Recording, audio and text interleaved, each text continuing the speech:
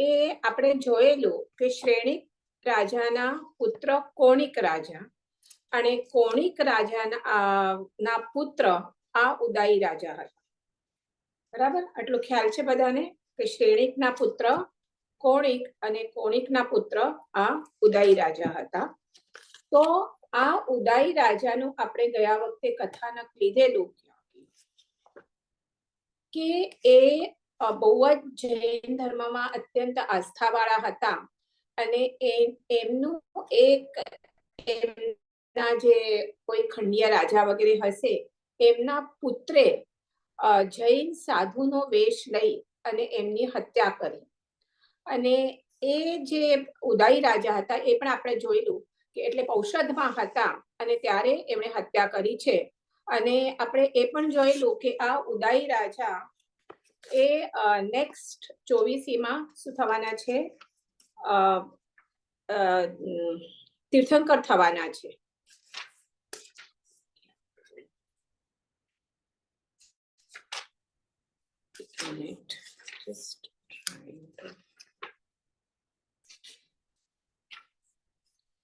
Anyway, તો આપણે એટલે સુધી જોયેલું કે એની કેવી હત્યા કરી અને એટલા સાધુ ધર્મ પ્રત્યે એમને હતું કે એના લીધે એમણે તીર્થંકર નામકર્મ બાંધ્યું. અને એ નેક્સ્ટ 24માં ઉદાઈ રાજા શું થવાના છે, તીર્થંકર થવાના છે. તો આ મહારાજ મગધરાજ ઉદય સાધુ ભક્તિથી એમણે તીર્થંકર નામકર્મ ઉપાર્જન કર્યું. હવે આ ઉદાઈ રાજાના એમની તો હત્યા કરી કોણે, ઓલા જે પણ એમના સામંત રાજા કે ખંડિયા રાજાના પુત્રે આવી રીતે સાધુ વેશ લઈ અને એમની હત્યા કરી. આ ઉદાઈ રાજાને કોઈ પુત્ર ન હતો. હવે આપણે આ સ્ટાર્ટ કરીએ છીએ નંદ રાજા, જે આપણે નંદ વંશ.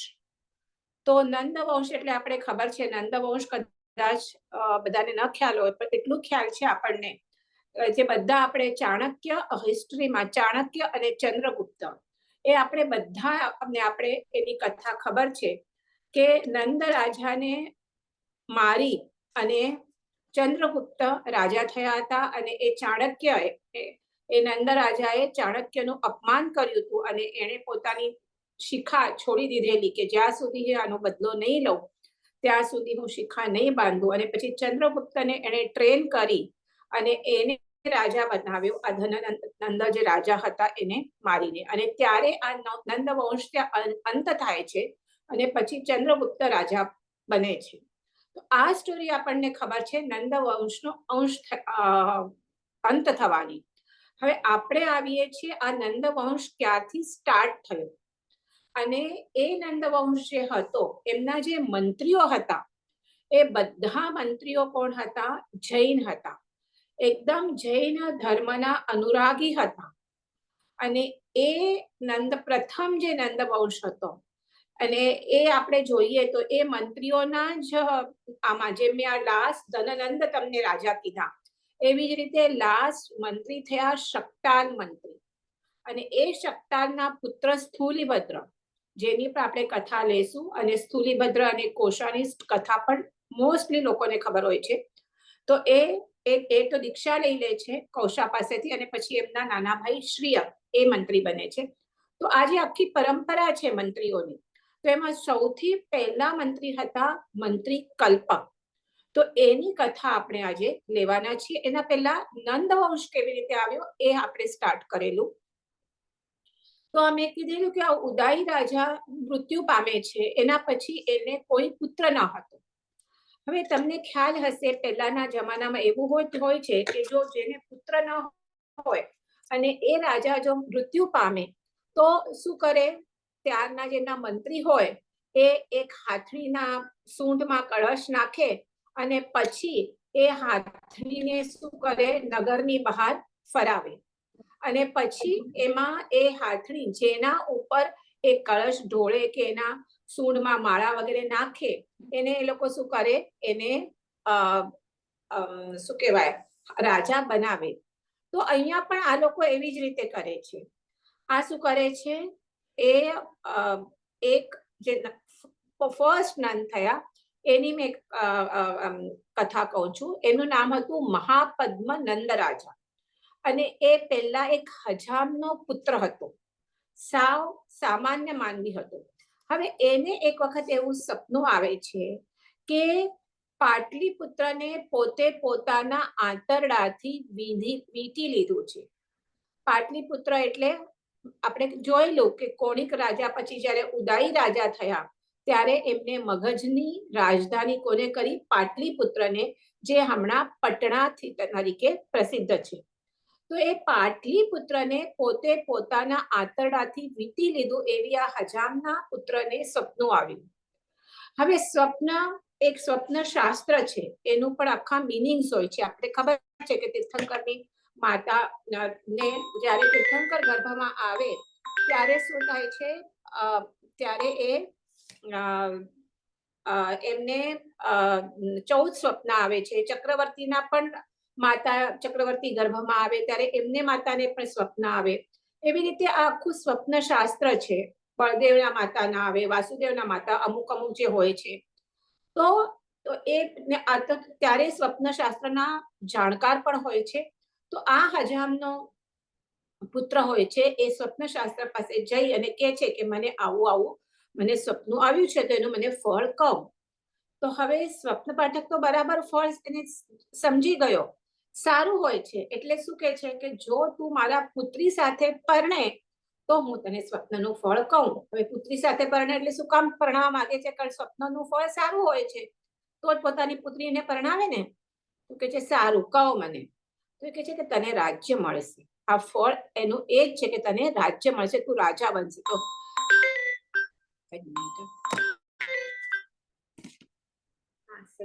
ક્લાસ ચાલુ છે, કરું છું 1.5 કલાક પછી.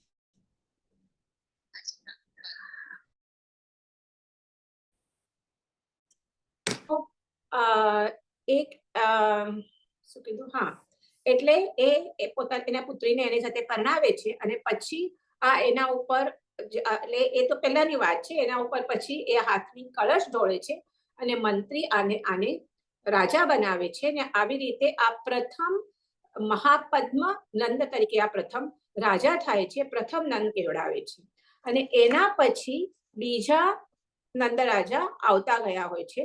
હવે આ નંદ રાજાઓ એવું લખેલું છે હિસ્ટ્રીમાં કે લોભી હતા, અને એમની જે મંત્રીઓ હતા એમણે જનરલી શું હોય, રાજા કરતા મંત્રીઓ કુશાગ્ર હોય. એ જ આખા રાજ્યનું બધું શું કરે? વિસ્તાર કરે. અને એમણે આ બધા મંત્રીઓ એકથી એક સરસ હતા બધાને, એટલે એમને આખા આ રાજ્યની શોભા, યશ અને કીર્તિ વધાર્યા હતા. અને રાજાને પ્રબળ, એકદમ આમ કીધું ને, એકદમ આમ બળવાન રાજ્યને બનાવ્યું હતું. તો આ જે બધા જે મંત્રી હતા એ શુદ્ધ જૈન મંત્રી વંશ થયો હતો. તો એમાં પ્રથમ મંત્રી કલ્પક, એની આપણે આજે કથા જોવાના છીએ. આ કથા બહુ જાણીતી નથી, પણ જ્યારે જૈન હિસ્ટ્રીના હમણાં થોડો ટાઈમ પહેલા, લગભગ 1 વર્ષ પહેલા આ કોણે કરાવ્યું છે, આજે એમનું શું કહેવાય, અરહત સ્પિરિચ્યુઅલ સેન્ટર, સૌરાષ્ટ્ર કેસરી પ્રાણ ગુરુ જે નમ્ર મુનિનું જે એમનું જે સંસ્થા છે, એમના અંડર એમણે આખી બૃહદ જૈન ઇતિહાસ માળા ના 10-11 ભાગ આખા આપણા પહેલેથી કરીને બધું જૈન ઇતિહાસ એમાં એમણે કર્યા છે. એમાં થોડાક લેખ મેં પણ લખ્યા છે. તો એમાં આ મહાવીર સ્વામીના પછી જે રાજકર્તાઓનું જૈન શાસનમાં યોગદાન, આ વિષય ઉપર મેં લેખ લખ્યો છે. તો એમાં કલ્પક મંત્રીની કથા આવે છે. તો મને લાગ્યું આ કથા તમારી સાથે શેર કરું, કારણ આ કથા બહુ જ ઓછી જાણીતી છે. તો આ કલ્પક મંત્રી નંદરાજાના મંત્રી હતા, પણ જે એના પિતાનું નામ કપિલ હતું, બ્રાહ્મણ હતા એ, અને વેદોમાં પારંગત હતા. એટલે પરમ વેદાંતી બ્રહ્મ તત્વ જે કહીએ એના જાણકાર હતા અને ઉપાસક હતા. અને ક્યાં રહેતા હતા? એ પાટલીપુત્ર નગરની બહારના બાજુ ગંગા નદી પાસે એમનું ઘર હતું. એક વખત એવું બને છે કે સમર્થ જૈનાચાર્ય વિહાર કરતા કરતા એમને જવું હોય છે પાટલીપુત્રમાં, પણ સાંજ પડી જાય છે ને એ ત્યાં ગંગા નદી સુધી પહોંચે છે. હવે જનરલી જૈન સાધુઓનો એવા આચાર હોય કે સૂર્યાસ્ત પછી એ લોકો વિહાર ન કરે, અને એ અહીંયા પહોંચે છે જ્યાં આ કપિલ બ્રાહ્મણનું ઘર હોય છે. એટલે ત્યાં એને વિનંતી કરે છે કે એક રાત માટે તું અમને અહીંયા તારા ઘરે રોકાવા માટે આપ, સંધ્યાનો સમય થવાનો તૈયારી હોય છે. એટલે કપિલ બ્રાહ્મણ કે છે કઈ વાંધો નહીં, ભલે તમે રોકાઓ મારા ઘરમાં. રાત રોકાય છે. અને હવે આ કપિલ બ્રાહ્મણ પણ હિન્દુમાં વેદમાં એકદમ એનો સારો અભ્યાસ હોય છે, તો એને વિદ્વાન હોય છે. એટલે એને થાય છે કે એ આ જે જૈનાચાર્ય એમના રાતના આવ્યા હોય છે, તો એ એમની પાસે આવીને એમને ઘણા પ્રશ્નો પૂછે છે જૈન ધર્મ વિશે, કે કેવી રીતે છે, તમારું દર્શન શું છે, અમારું દર્શન શું છે, શું ફરક છે, વગેરે પ્રશ્નો પૂછે છે.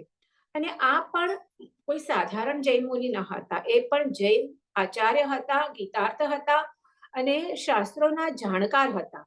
એટલે જે એ પ્રશ્નો પૂછે છે એને અત્યંત સંતોષકારક એ જવાબ આપે છે, અને સાથે સાથે વિતરાગ વાણી છે એમનું પણ એને પાન કરાવે છે. આ બધો આ જૈન આચાર્યનો ઉપદેશ સાંભળી અને આ કપિલ બ્રાહ્મણ અત્યંત પ્રસન્ન થાય છે, અને એ જુએ છે કે જે આત્મ તત્વનું દર્શન છે એ એને આ જિનેશ્વર ભગવાનના વાણીમાં એને દેખાય છે. એટલે એને જૈન ધર્મ પર શ્રદ્ધા થાય છે, અને આ કપિલ બ્રાહ્મણ ત્યાં જૈન ધર્મનો સ્વીકાર કરે છે. એટલે હવે જે જૈન સાધુ સાધી ત્યારના હમણાંની જેમ પણ બધા અલગ અલગ ધર્મ પાળતા હોય, કોઈ જૈન ધર્મ પાલન કરતું હોય, કોઈ હિન્દુ ધર્મ પાલન કરતું હોય, તો આ જે જૈન ધર્મ નિર્ગ્રંથ કે ક્ષમા શ્રમણ મુનિઓ હોય એમને ઉપેક્ષાના નજરથી જોતા હતા. એ હવે આ કપિલ બ્રાહ્મણના નજરમાં પરિવર્તન થાય છે કે જૈન દર્શનમાં પણ શું છે એની ફિલોસોફી એ જ્યારે સાંભળે છે ત્યારે દર્શન.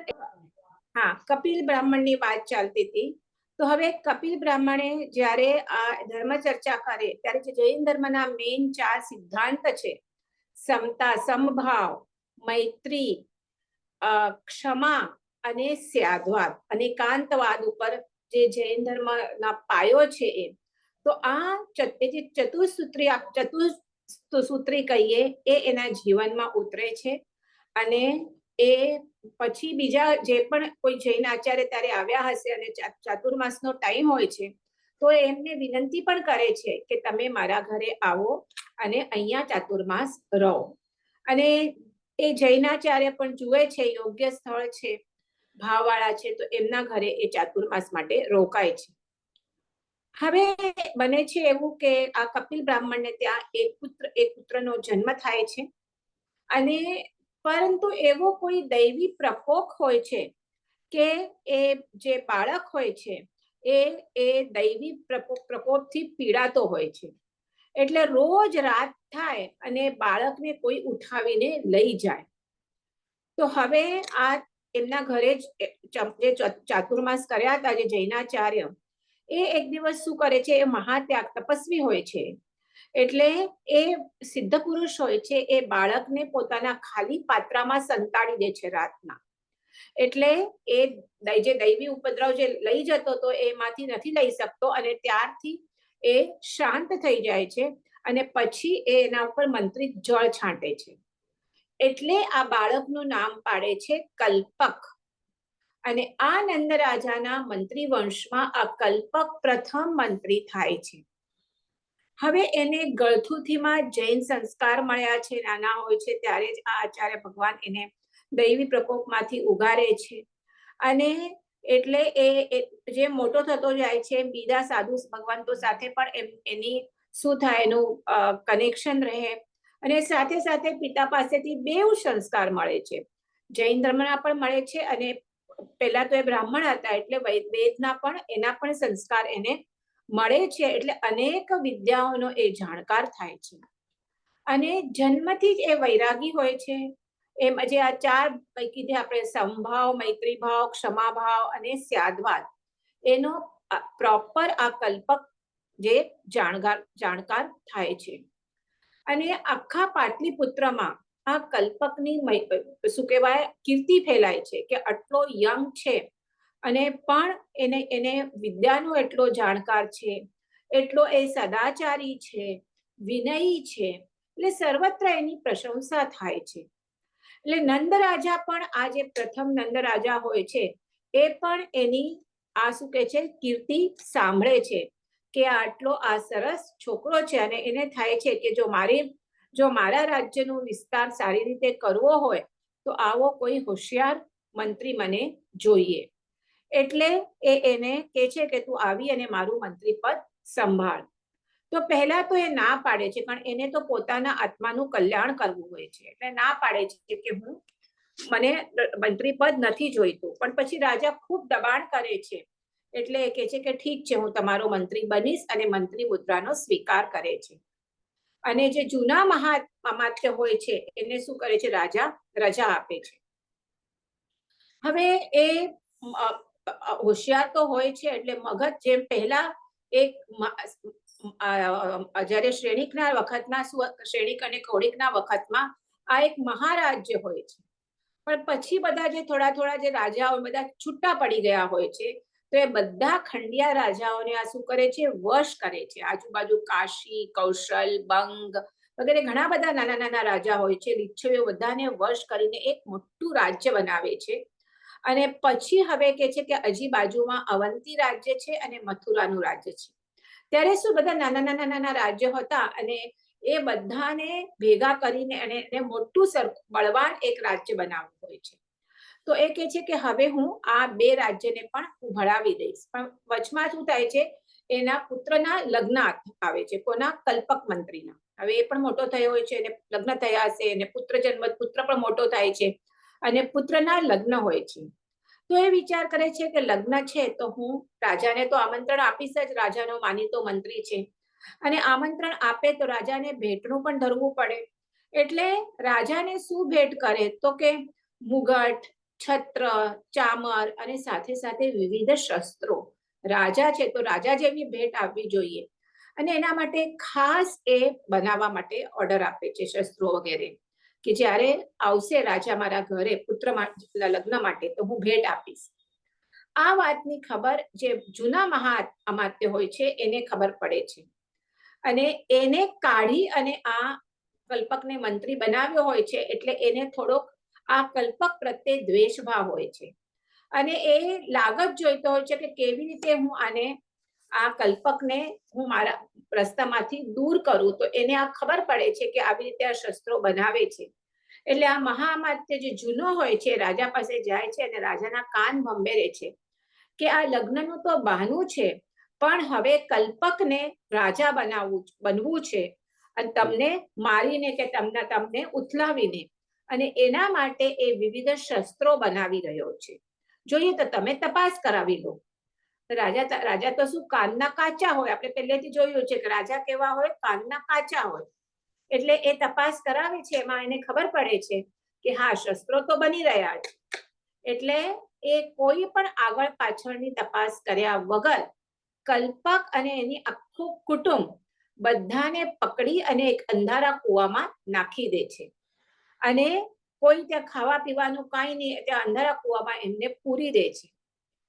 કલ્પક મંત્રી તો મેં કીધું એવી રીતે અત્યંત વિચારવાન, સમભાવ ને એમાં રગેરગમાં હોય છે. એટલે ત્યાં પણ અત્યંત શાંતિથી પોતે પણ રહે છે, અને એ સમભાવ પોતાના જે કુટુંબીજનો પાસે પણ એ જાળવી રાખે છે. આખો વખત નવકાર મંત્ર અને જે 4 શરણા, અર્યંતના શરણા, સિદ્ધના શરણા, સાધુના શરણા અને ધર્મના શરણા, એ 4 શરણા એ લેવડાવતા હોય છે. એટલે આવી રીતે આ શાંતિથી સંભાવમાં એ ત્યાં કૂવામાં હોય છે. આ બાજુ શું થાય છે, આજુબાજુના રાજ્યોને ખબર પડે છે કે આ કલ્પક મંત્રી હવે રહ્યો નથી, અને આ મગધ રાજ્ય કલ્પક મંત્રી વગરનું છે. એટલે મેન આ બધાને વશ કરનાર પણ રાજા નથી હોતા, કલ્પક મંત્રી પોતાના બુદ્ધિબળથી અને બાહુબળથી એને રાજ્યને વધાર્યું હોય છે. અને જેવું ખબર પડે છે કે કલ્પક મંત્રી નથી, તો એ બધા રાજા શું કરે છે, પોતાનું માથું ઉચકે છે અને નગર ઉપર ચડી આવે છે. અને રાજા એની સાથે યુદ્ધ કરી શકતો નથી. એટલે એ શું કરે છે, મગધની સેના હારી જાય છે. એટલે પાટલીપુત્રના દરવાજા બંધ કરી દે છે. હવે એને યાદ આવે છે રાજાને કલ્પક મંત્રી કે જો હમણાં કલ્પક મંત્રી હોત તો મારા રાજ્યની આ કન્ડિશન ના થઈ હોત. અને એને કુવામાંથી બહાર કઢાવે છે અને કહે છે કે હવે તું જ બચાવવાને પાટલીપુત્રને આમાંથી. કલ્પક મંત્રી પણ વેર ધ્યાનમાં નથી રાખતો કે મારી સાથે આવું કર્યું. એ વેર એ ધ્યાનમાં નથી રાખતો અને એ કહે છે કે તમે હું કહું છું એ પ્રમાણે કરો. અને કહે છે પહેલા તો પાટલીપુત્રના દરવાજા ઉઘડાવો અને શત્રુને કહેવડાવો. એ દૂત હોય ને સંધિ દૂત, એને કહેવડાવો કે મારા કલ્પક મંત્રી શું આવે છે, સમાધાન માટે આવે છે અને તમને જે કહેવું હોય કલ્પકને કહો. નંદ રાજાને હાથમાં બીજો તો કોઈ ઉપાય હોતો નથી, પોતે તો કરી શકે એમ હતું નહીં, એટલે જે પ્રમાણે કલ્પક સૂચના આપે છે એ પ્રમાણે કરે છે. એટલે પ્રથમ તો કલ્પક પૂરા કિલ્લા ઉપર સેના પોતાની જે સેના હોય છે એને ગોઠવી દે છે અને પછી પોતે એકલો નમો અરિયંતાણમ બોલતો ગંગાની નહેર વાટે હોડીમાં બેસી અને શત્રુ જ્યાં હોય છે એનો પણ સંધિવાહક આવે છે અને પોતે મગધનો સંધિવાહક તરીકે એ જાય છે અને એના જે સંધિવાહક એટલે સંધિ વિગ્રહ કે બેઉની સંધિ કરે એની પાસે આવે છે.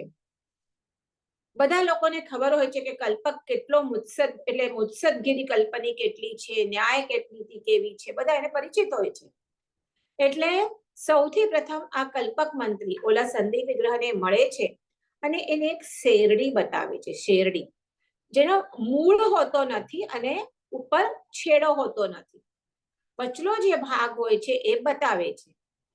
તો સંધિ વિગ્રહ કઈ સમજતો નથી કે આ શેરડી મને શું કામ બતાવે છે, તો એ સમજાવે છે કે જે મૂળ અને જ્યારે આપણે શેરડીને પીલાઈએ રસ કરતો શું કરીએ, એનું મૂળ ના હોય અને છેડો ના હોય અને વચલી શેરડીને આપણે પીલીએ તો એવી રીતે તમે પણ મગધરૂપ તમારું મૂળ નથી રહ્યું પણ તમારું હમણાં બેઝ કોણ છે, મગધ છે રાજા, એનાથી તમને છૂટું પડવું છે.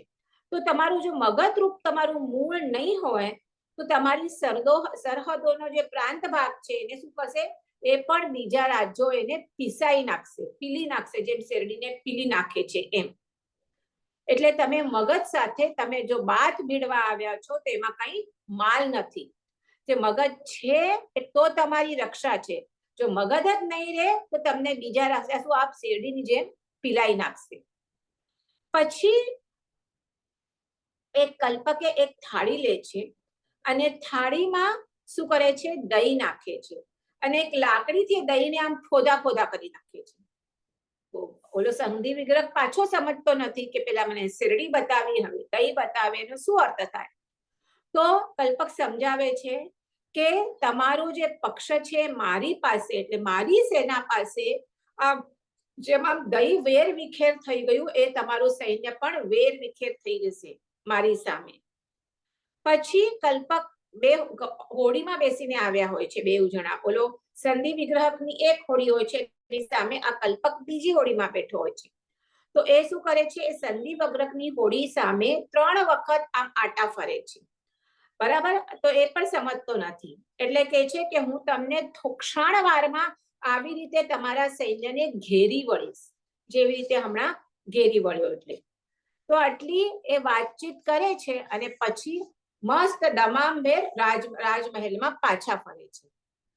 પછી ઓલો સંધિ વિગ્રહ જાય છે શત્રુ રાજાઓ પાસે, રાજાઓ પૂછે છે કે શું વિગ્રહ સંધિ કરીને આવ્યા તમે, તો એ એક કહેવાનો ટ્રાય કરે છે પણ સ્પષ્ટ ઉત્તર એમને મળતું નથી ઓલા રાજાઓને.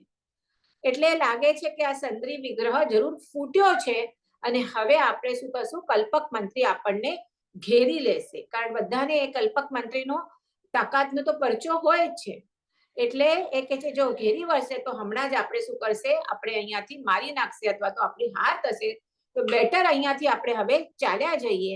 એટલે તરત જ ત્યાંથી એ બધા શત્રુઓ ભાગી જાય છે, કિલ્લાથી નીચે ઉતરે છે અને આ તો તૈયાર જ હોય છે. પણ કલ્પક જેવી ઓલા ભાગવા લાગે છે તો બધી સેના તૈયાર હોય છે, એ સેના લઈ અને એનો પીછો પકડે છે પણ આ શત્રુ છે તો પોતાનો જીવ બચાવવા માટે ભાગી જાય છે અને આ મગધ સામ્રાજ્ય બચી જાય છે. એટલે આવી રીતે એક વિદ્વાન જૈન બ્રાહ્મણ પોતાના બુદ્ધિથી, ધૈર્યથી, વીરતાથી આ મગધ સામ્રાજ્યને બચાવે છે. અને રાજાને પણ ખબર પડે છે કે એ જે ઓલા મહામાત્યનું જે પૂર્વના મંત્રી હોય છે કે જેણે કાન ભંભેર્યા હોય છે એ ખોટા હોય છે, એટલે આની કલ્પકનો આખો ઓફકોર્સ બધાને બહાર કાઢે છે અને આખા રાજા અને પ્રજાએ એને સાચા મોતીથી વધાવે છે. એટલું જ નહીં, એને મગધનો તારણહાર બિરુદ આપે છે અને લખી આપે છે કે જ્યાં સુધી નંદવંશ છે ત્યાં સુધી તમારા જ વંશનો મંત્રી નંદવંશમાં રહેશે અને રાજ્ય તિલક થાય રાજાનું એ પણ કોણ કરશે? તમારા જ વંશનું બાળક કરશે. એટલે અને હવે ઓલા જે એટલે કલ્પક પણ આજે જેના લીધે આ બધું એના પર આટલી વીતી હોય છે, પણ કલ્પક કેવો જૈન ધર્મના પ્રોપર ફોલોઅર હોય છે, ક્ષમા નો ધારણ કરવાનો છે. એટલે એ જે મંત્રી બીજો જેના લીધે આ બધું થયું એને રાજા સજા કરવા જાય છે, પણ એને પણ એક ક્ષમા અપાવે છે અને અહિંસાનો ત્યાં શું કરે છે? અહિંસાને સત્યનો ડંકો વગાડાવે છે.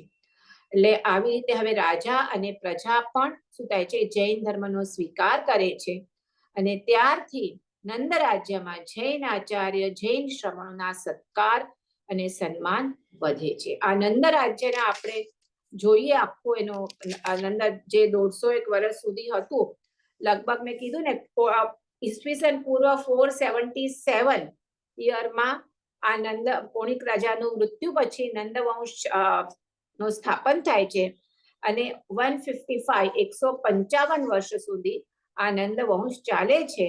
અને એ ટાઈમમાં આપણે જઈએ તો ઘણા બધા ત્યારે આપણે જૈન ધર્મ ઘણા બધા ઉપાશ્રય મંદિરો વગેરે બંધાવ્યા છે.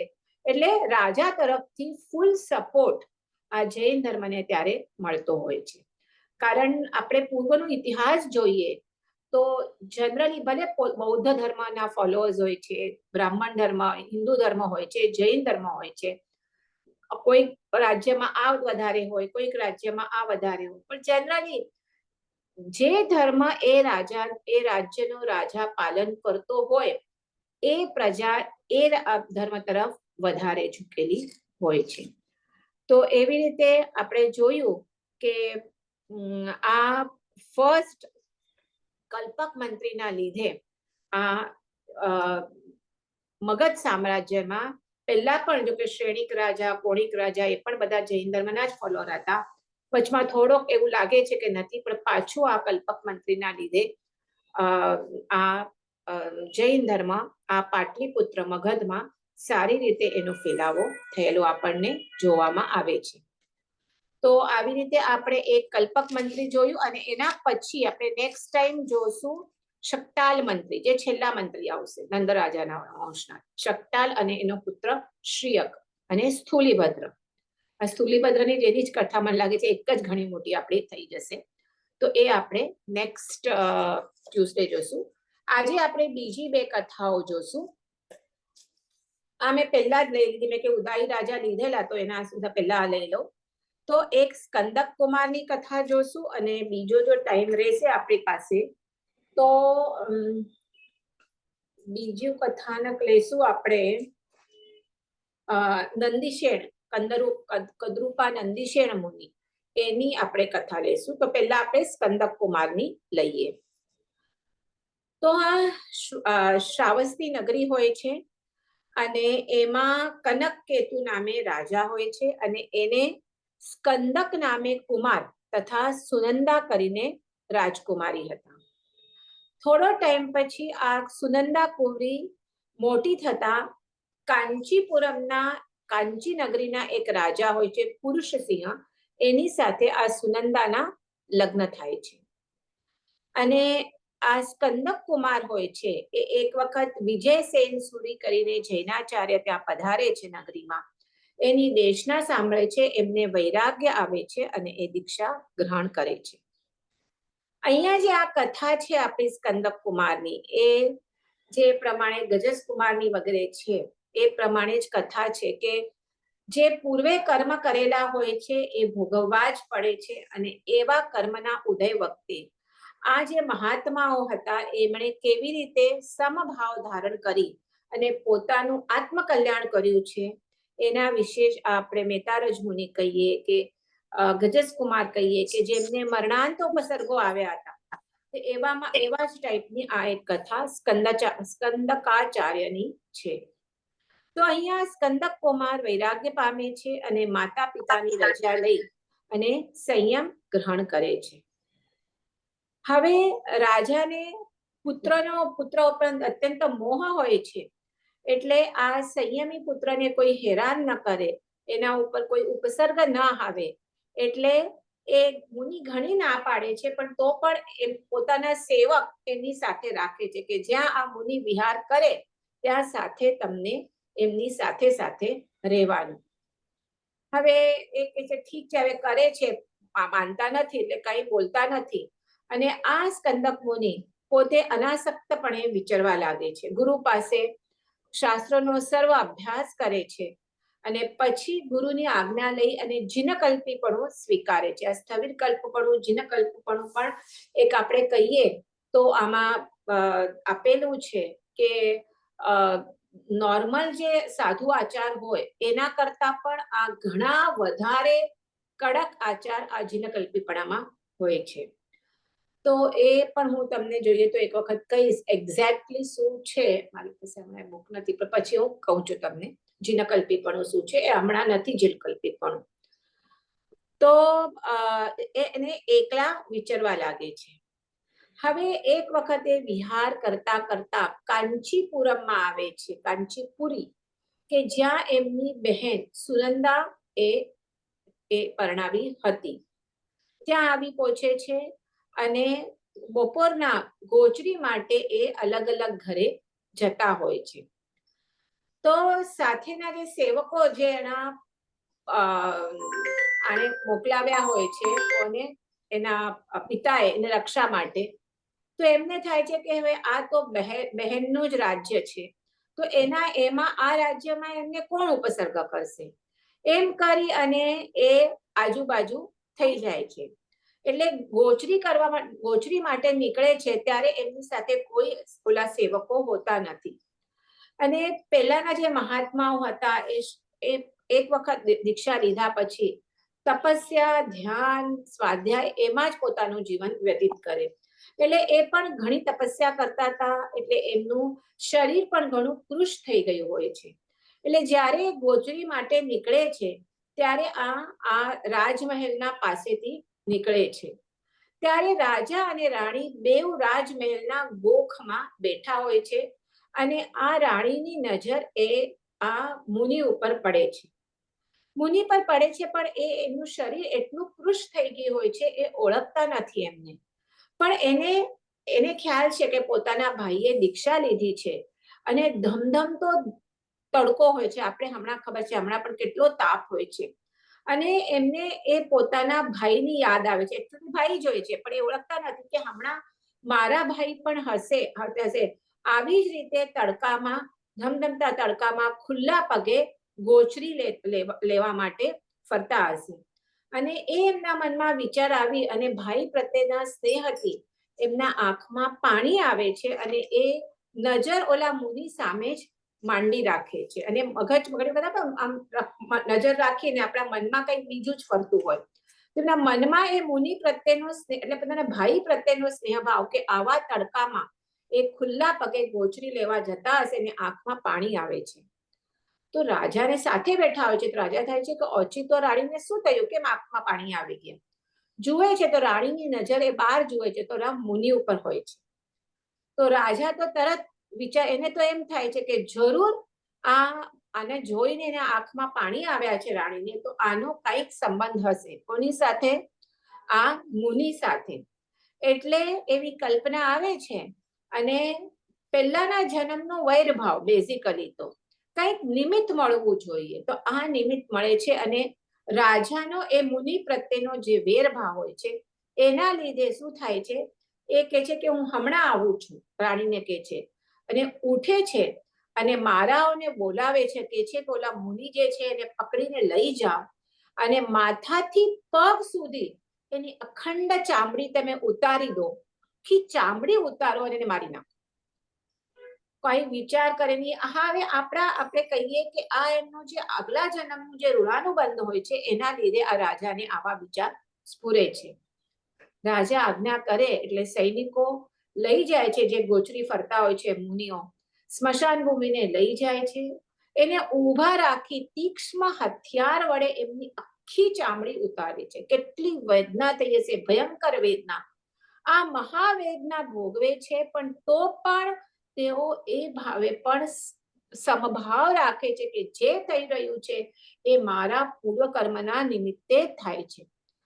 કોઈ રાજાનો કે સૈનિકોનો દોષ વિચારતા નથી અને પોતાના જ પૂર્વ કર્મનો દોષ છે એમ વિચારતા વિચારતા સમભાવ રાખી અને શુક્લ ધ્યાન પર શ્રેણી ચડે છે. બધા કર્મની નિર્જરા કરતા જાય છે. નહીં તો શું થાય, કોઈ આપે તો આપણે તો આર્ત ધ્યાન રૌદ્ર ધ્યાન દઈને સામે બીજા કર્મ બાંધીએ, પણ આ તો સંભાવ રાખે છે. આપણા કર્મ ઉદયમાં આવે, આપણે શું થાય, કોઈ પણ કર્મ આપણે કર્યા એટલે ઉદયમાં આવે, કોઈ પણ વેદનીય કર્મ, માથું દુખતું હોય કે થોડુંક વધારે કઈ થતું હોય, અને આપણે એ પૂર્વ કર્મના નિમિત્તે આપણે હમણાં એ વેદનીય કર્મ ઉદયમાં આવ્યું છે, અને એ કર્મના ઉદય વખતે આપણે સંભાવ રાખવાના બદલે ત્યારે આપણે હું ક્યારે સારું થશે, કેમ સારું થશે, બહુ દુખે છે વગેરે આપણે જે કરીને આર્ત ધ્યાન કરીએ એનાથી પાછા કર્મ બંધન થાય.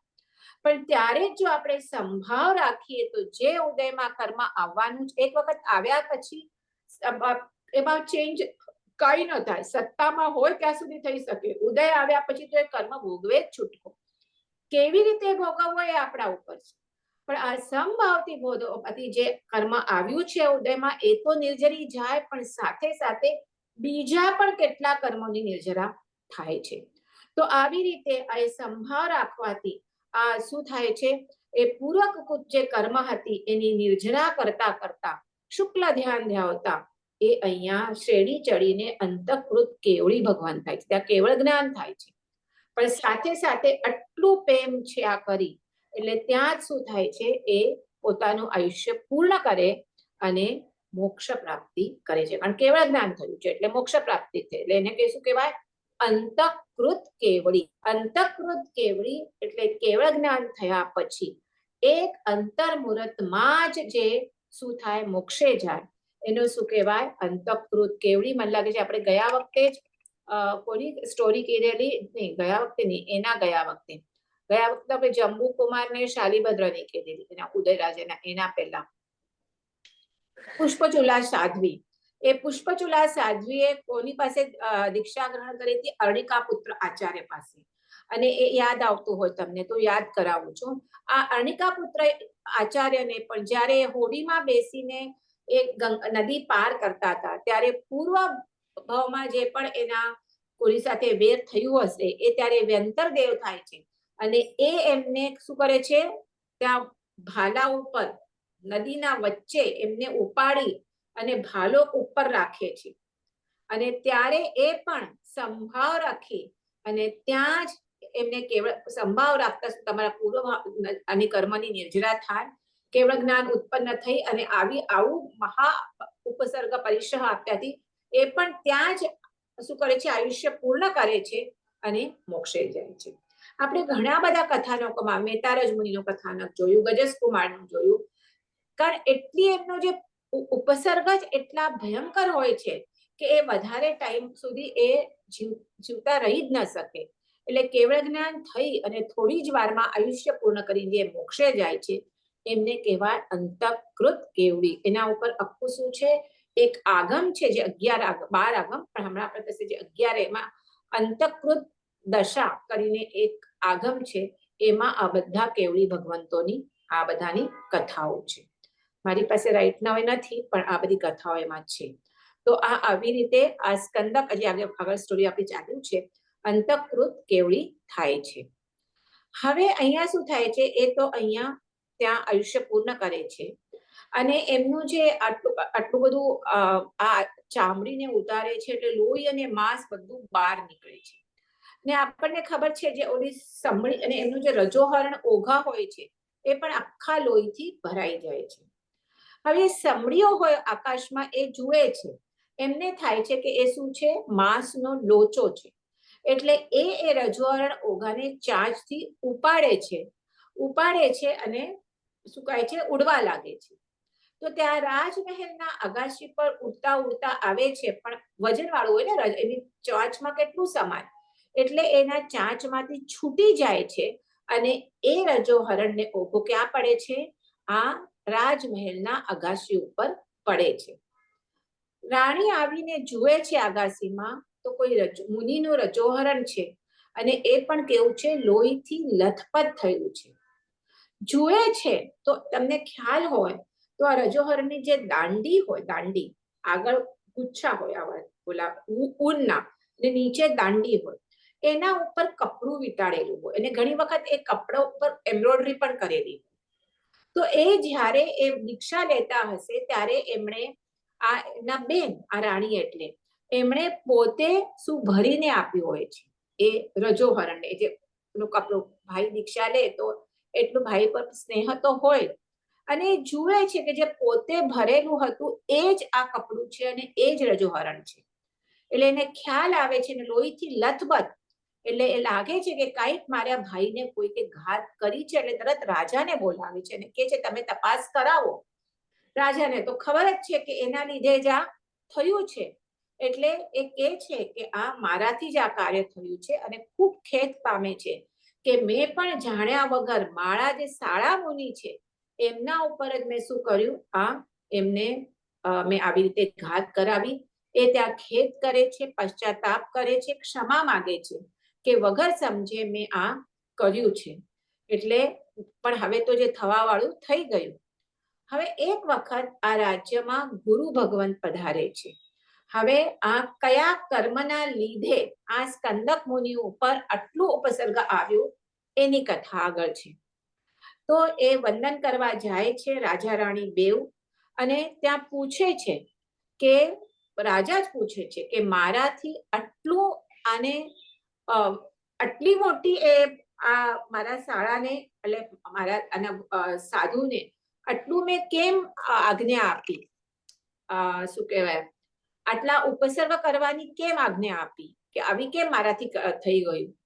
તો ઓલા ગુરુ ભગવાન પણ જ્ઞાની હોય છે. પહેલાના તો ગુરુ ભગવાનને પણ બધાને પૂર્વજન્મ બધાનો ખ્યાલ, એટલું એ લોકોના તપશ્ચર્યા ને ધ્યાન ને સાધના કરેલી હોય, કેટલી લબ્ધિઓ એમને પ્રાપ્ત થઈ હોય છે. એટલે કે છે કે આ ભાવ પહેલા 1000 ભાવ પહેલાનું આ કર્મ છે. કેટલા? 1000 ભાવ. એટલે કર્મ ક્યારે, કયો કર્મ કેટલા ભાવ પહેલાનું ઉદયમાં આવશે આપણે ખબર નથી. તો એ ત્યારે આ સ્કંદક મુનિનો જીવ એક રાજકુમાર હતો અને તમારો આત્મા કોઠિંબા હતો. હવે અહીંયા કોઠિંબો જે વર્ડ યુઝ કરેલો છે એ મને લાગે છે કોઠિંબો એટલે કાચબો હશે, આઈ ડોન્ટ નો. તો એણે આ જે કોઠિંબો હોય છે, કોઠિંબો એટલે રાજાનો જીવ, એની આખી છાલ ઉતારે છે અને એટલું જ નહીં, પોતાના ફ્રેન્ડ પાસે એનું પાછું પોતાના જ ગુણગાન ગાય છે કે જો મેં આ મારી કેવી આવડત છે કે હું એક સાથે મેં આ કોઠિંબાની છાલ ઉતારી લીધી. તો હવે એને પણ બિચારાને એટલું જ પેન થયું હશે, એટલે એ કોઠિંબાના જીવનો વેર, જે એને આટલું દુઃખ આપે એના પ્રત્યે વેર તો બંધાય. તો એ 1000 વર્ષ પહેલાનું એ જે વેર હોય છે એ હમણાં ઉદયમાં આવે છે. એટલે કર્મનો જે ઉદય છે એ કોઈને તીર્થંકર પરમાત્મા મહાવીર સ્વામીને જે કર્મે નથી છોડ્યા, તો આપણે કયા વિસાતમાં. એટલે જ કીધું છે જે કર્મ આપણે કહીએ ને, બાંધતી વખતે જ આપણે ખ્યાલ રાખવું જોઈએ કે આપણે કર્મ બંધન ન કરીએ, કારણ ભોગવતી વખતે પછી આપણે બહુ તકલીફ પડે છે, પણ કર્મ બંધ જ ન થાય એવા આપણે પરિણામ કે એવા કૃત્ય જ ન કરીએ, તો આ કથાનો આપણે સાંભળી અને એ આપણે આપણા જીવનમાં ઉતારવાનું છે. તો આવી રીતે આ જ્યારે આ રાજા અને રાણી આ સાંભળે છે મુનિ ભગવંત પતે કે કર્મનો બદલો કોઈને મૂકી નથી દેતો, માટે મનુષ્ય કોઈ સાથે વેર ન બાંધવું જોઈએ. એટલે આ ઉપદેશ અને પૂર્વભાઈને સાંભળી અને રાજા રાણીને વૈરાગ્ય આવી જાય છે અને એ દીક્ષા ગ્રહણ કરી અને પોતાના આત્માનું કલ્યાણ કરે છે. હવે એક બીજી નાની મેં જોઈ પણ રાખી છે કથા. તો એક બીજી કથા આપણે લઈએ, નંદીશેણ મુનિ. આ નંદિશેણ મુનિને આપણે જોઈએ તો એ એક વૈયાવચ આપણે કહીએ તો વૈયાવચ કરવાથી પણ કેટલું ફળ અલગ અલગ દરેક આપણે કથામાં જોઈએ તો અલગ અલગ આપણે આ જોવા મળે છે. આપણે જીવન 20 સ્થાનકનું આપણે તીર્થંકર નામ કર્મ બંધાના જે 20 સ્થાનક બતાવેલા છે એમાં પણ વૈયાવચ એટલે સેવા, આપણે સિમ્પલ ભાષામાં કહીએ. વૈયાવચ એટલે જૈન પારિભાષિક શબ્દ. તો એમાં પણ આ વૈયાવચનું કેટલું મહત્વ છે તો આ નંદિશેણના કથા ઉપરથી આપણે જોઈએ. એક નંદિશેણ મુનિની આપણે કથા કરેલી થોડા ટાઈમ પહેલા, મને લાગે છે ક્ષણિક રાજા પુત્ર હતા, એનું પણ નામ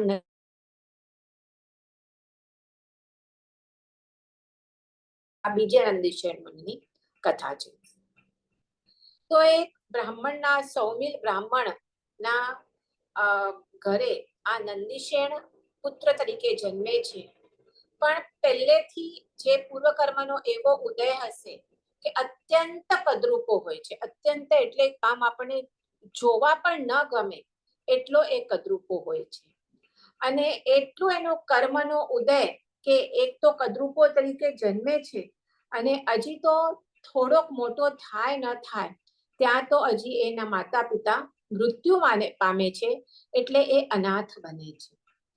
એટલે મામા એને પોતાના ઘરે લઈ જાય છે અને આ કારણ હવે બાળકને કોઈકે તો સંભાળવું પડે તો મામા લઈ જાય છે.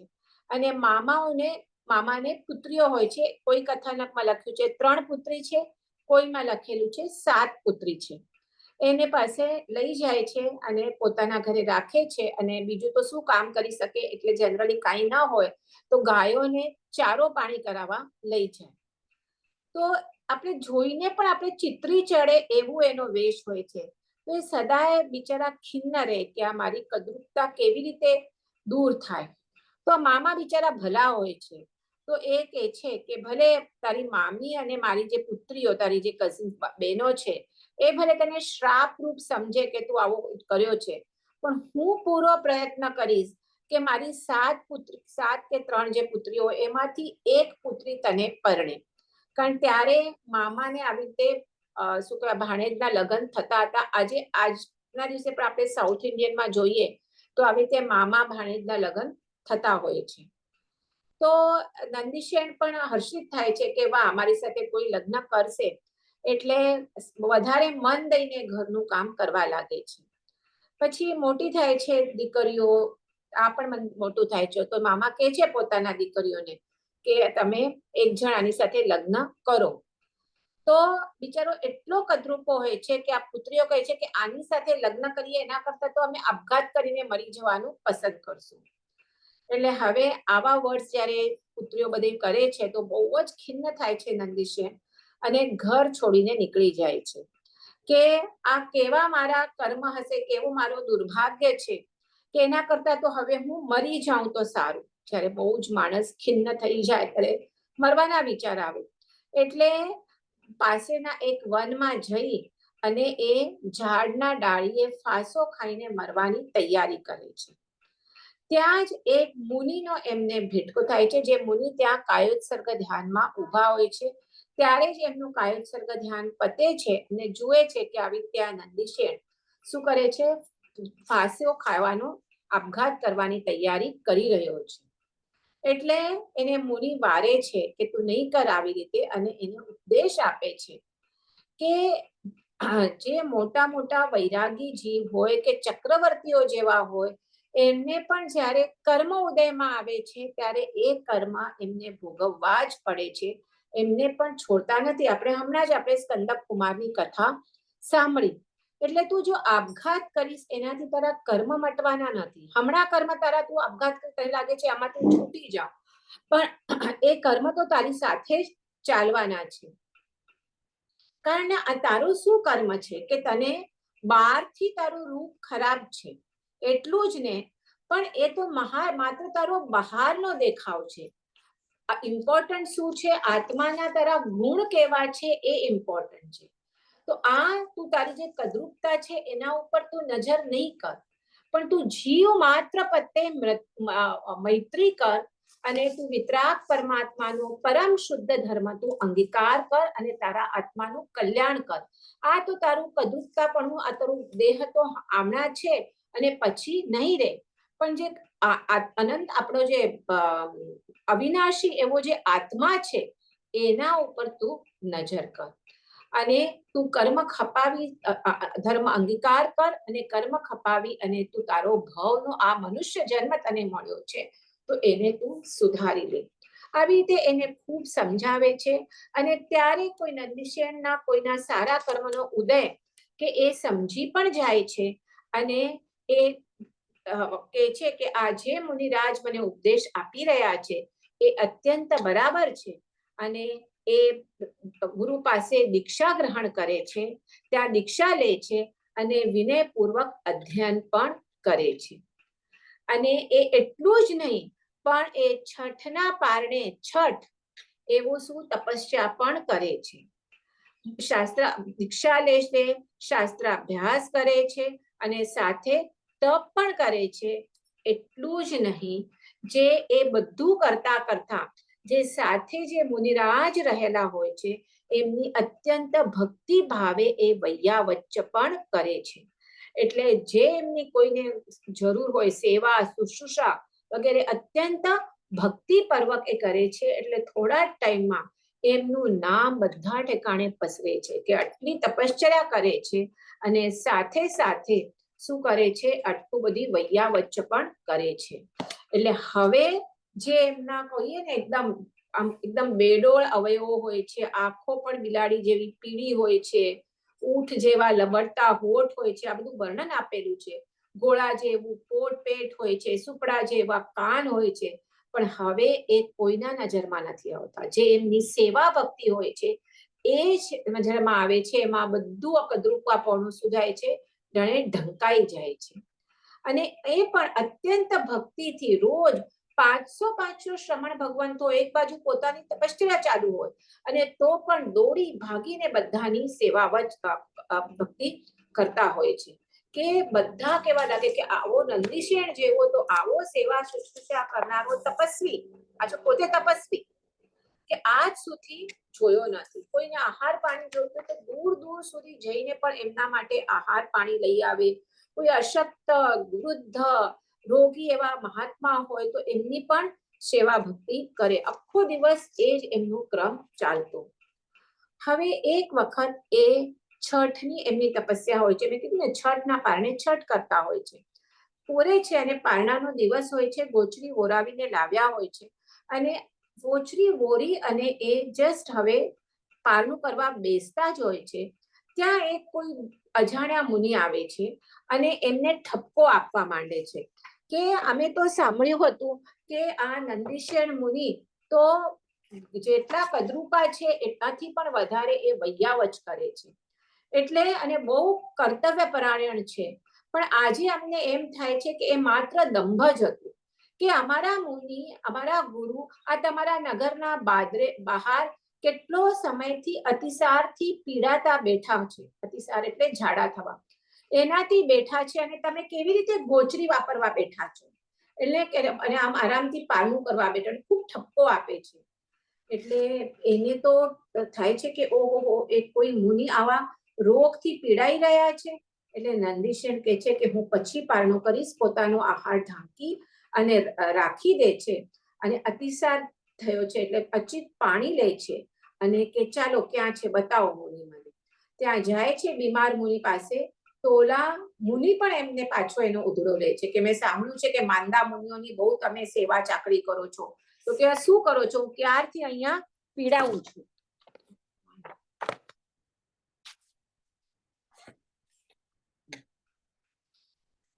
કે તમે કેવી ચાકરી કરો છો? તો એ ક્ષમા માગે છે કે ના ના, એટલે હું તમારી બરાબર સેવા ચાકરી કરીશ કરીને ત્યાં ક્ષમા માગે છે. અને પછી જે અતિસાર ઝાડાના વગેરે લીધે બધા જે ગંદકી બધી થઈ ગઈ હોય છે, પોતે સાથે પાણી વગેરે લઈ આવ્યા હોય છે, એનાથી શું કરે છે, એમના શરીરને બધાને સ્વચ્છ કરે છે અને કે છે કે અહીંયા તમે નગરની બહાર રહેશો તો હું તમારી સેવા સારી રીતે નહીં કરી શકું, તો તમે ઉપાશ્રયમાં ચાલો. અને હું તમને મારા ખભે બેસાડી અને ઉપાશ્રમમાં લઈ જાઉં, કારણ એ તો બીમાર હોય છે, ચાલી શકે એમ હોતા નથી. તો એમ કરી અને પોતાના ખભે બેસાડે છે અને એને લઈ ચાલે છે. એક પોતે તપસ્વી છે, છઠનું હજી તો પારણું પણ નથી કર્યું, પણ તો પણ એને પોતાને, અને આખી શરીરમાંથી દુર્ગંધ આવતી હોય છે અતિસાર ઝાડાના રોગના લીધે, તો પણ એ જરા પણ ગણકાર્યા વગર પોતાના ખભા ઉપર બેસાડે છે અને ચાલવા લાગે છે. અને એ ચાલે છે તો ઓલા બીમાર મુનિ ખભા ઉપર બેઠા બેઠા પણ એમને બહુ સંભળાવે છે, કેવી રીતે ચાલે છે, ખાડા ટેકડા છે, નજર નથી કરતા તમે કે મને કેટલા ઉપર બેઠા બેઠા તકલીફ થાય છે.